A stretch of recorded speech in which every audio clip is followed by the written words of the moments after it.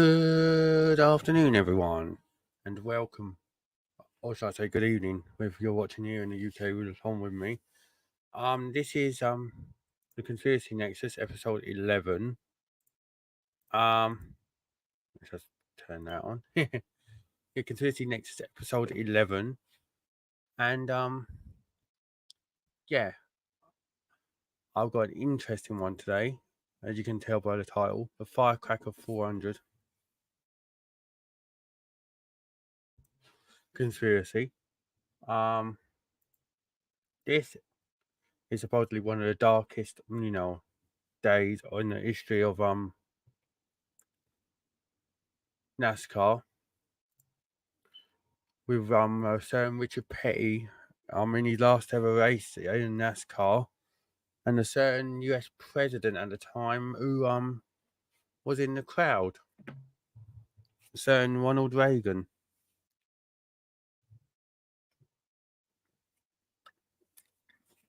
So if you like the video, please like it like always. Subscribe if you haven't already, and comment your thoughts, because I'd love to hear them. And that, but yeah. So this conspiracy has been a subject for yonks in the conspiracy theorist world. So yeah, it's to do with, like I said, Richard Petty. And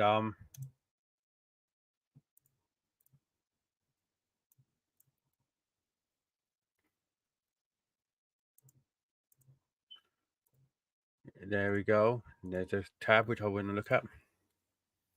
See, his last ever race, 200th and final NASCAR Cup Series victory.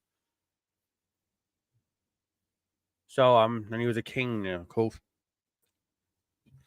And this is actually don't know whether it was his last ever race, but I'll have to check. But there you go. It was 1984.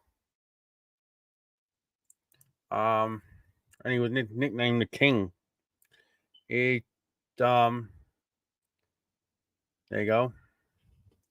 Got a record 7 wins at the Daytona 500 and 7 Cup Series titles. But yeah, here we go. But here you go, number 200. There is one victory. Look, number 200 we'll be focusing on, because NASCAR conspiracy theorists are out here. Like I said, if you let me know your thoughts in the comments, what you believe. So I'd love to hear them. If you believe it's all hogwash, then let me know. If you're not, then explain why you don't think so. But yeah, I'd love to hear your thoughts, guys. But yeah, Ronald Reagan was in the stands at the Firecracker 400 at Daytona International Speedway in this one. There you go. Not often races are held on a Wednesday, but it happened on Independence Day back in 1984 at the famed Daytona International Speedway. Ronald Reagan marked the occasion by giving the usual "Start your engines" command, and then Air Force One. We gave it from Air Force One look on his way to the race, and then upon arriving at the track, Reagan, who became the first US president ever in history to attend a NASCAR race, first stopped by the press box before being escorted to his suite and watched as Richard Petty took on 41 other drivers.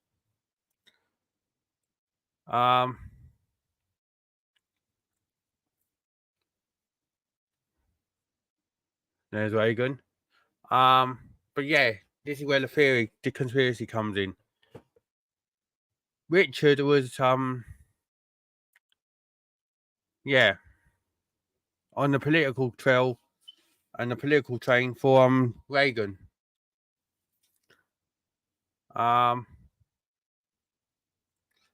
Look.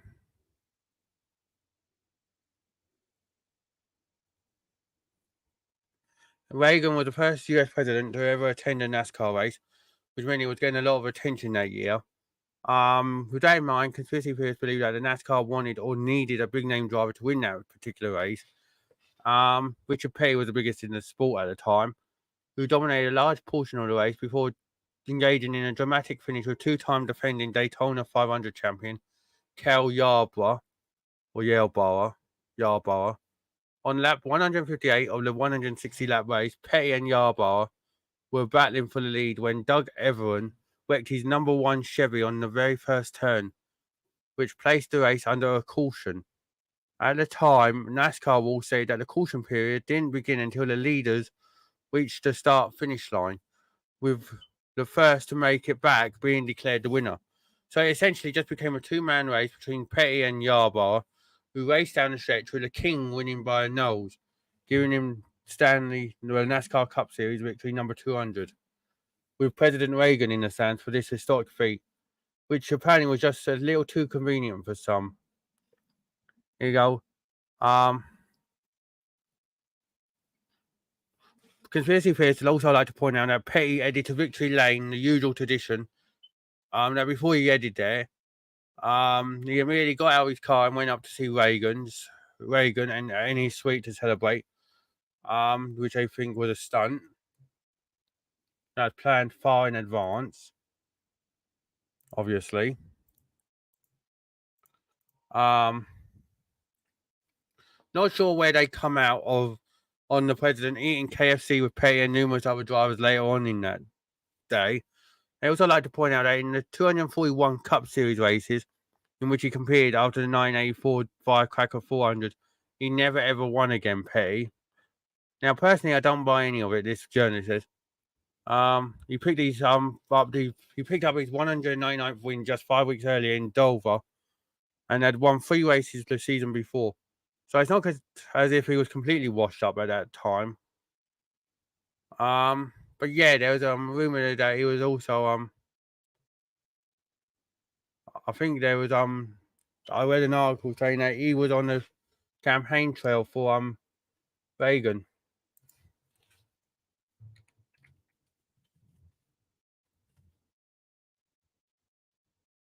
Um,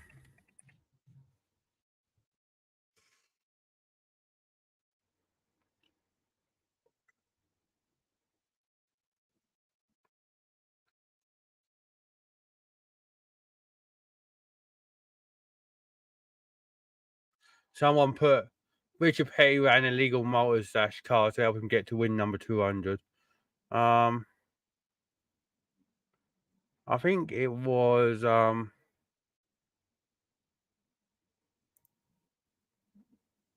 what's it on here?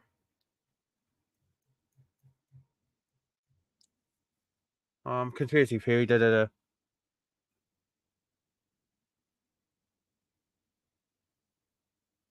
There was that one about Yarborough. Look, um, similar incident happened to Yarborough. There were not.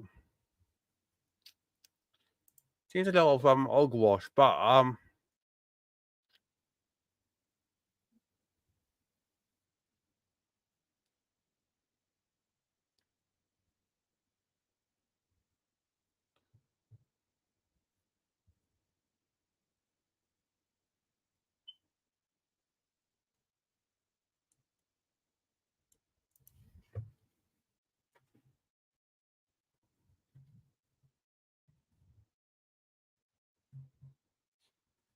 right here we go. Da da da da.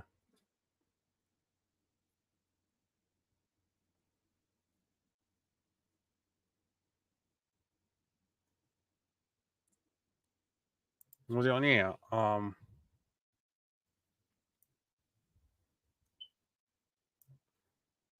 There you go. Hang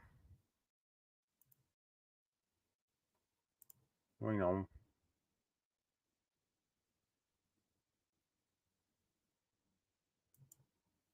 Nope, that ain't what I'm wanting. Um,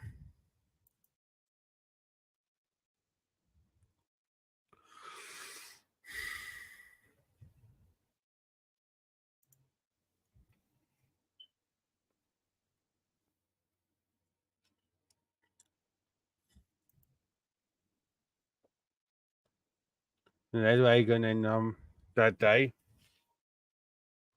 We got a full HD replay on YouTube. So you can make up your own mind. Yeah,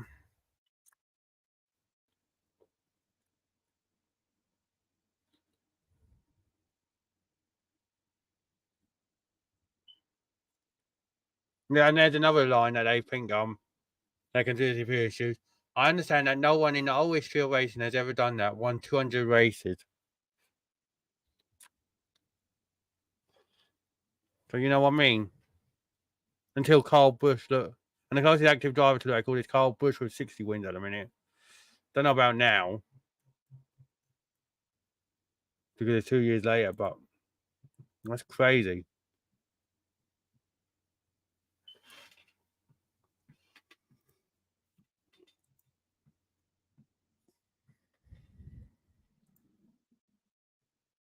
You know?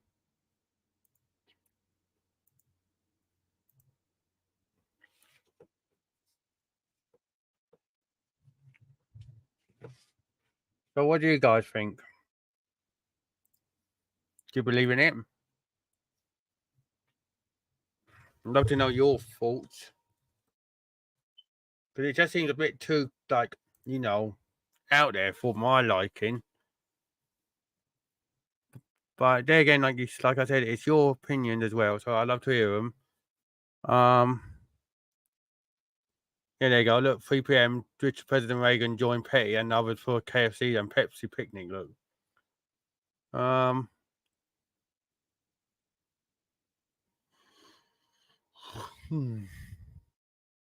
Crazy, isn't it?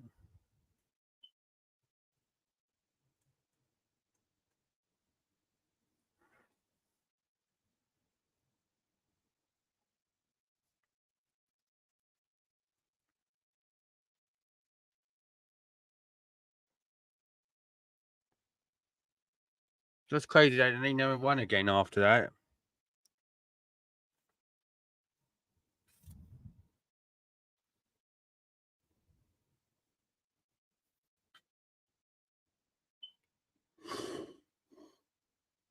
Don't think he's with us anymore, is he? Oh no, he is still with us. Look. So I only know it's like what was going on in that day, but I don't think you'll ever look.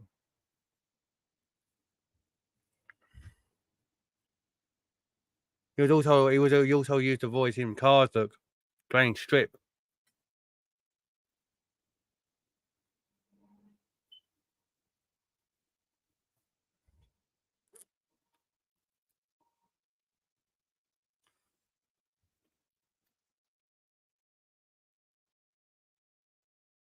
Crazy. Don't know why they put mention it on here. Um,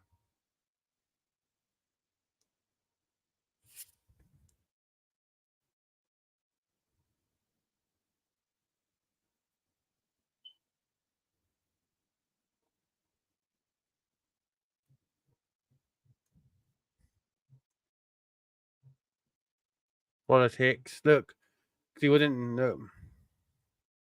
Here you go. Back in 1980, he could have endorsed either Reagan or Connolly, and he went for Connolly.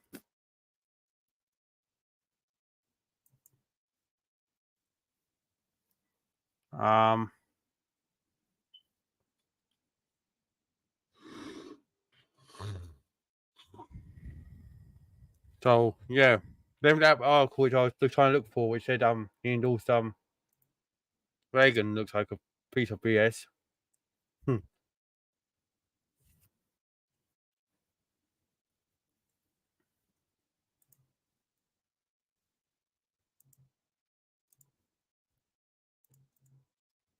But yeah, it's just crazy, isn't it?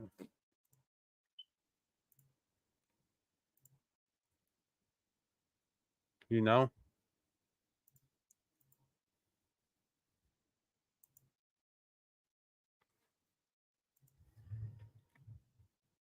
I don't, I, I don't know where you sit on that one. You know, I mean, So let me know what you guys think in the comments. Like I said, like and subscribe if you haven't already. And yeah, I'll leave this one here now. So thank you very much for watching. And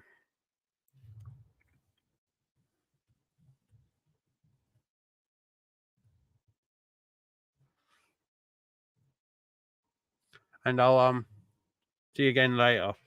Hopefully with another show. But yeah, thank you everyone. Take care. Don't forget also to like and follow me on TikTok and Facebook at Paranormal Ripples. And yeah, like and subscribe, comment, all that good stuff. I want you part of my community going forward. And so give me a chance. Like I said, because of my disability, I'd love to have the confidence to do this. So, and the only way I can do that is with your help, and you're going to be a part of this community going forward. So, thank you all for watching. Take care, and bye for now.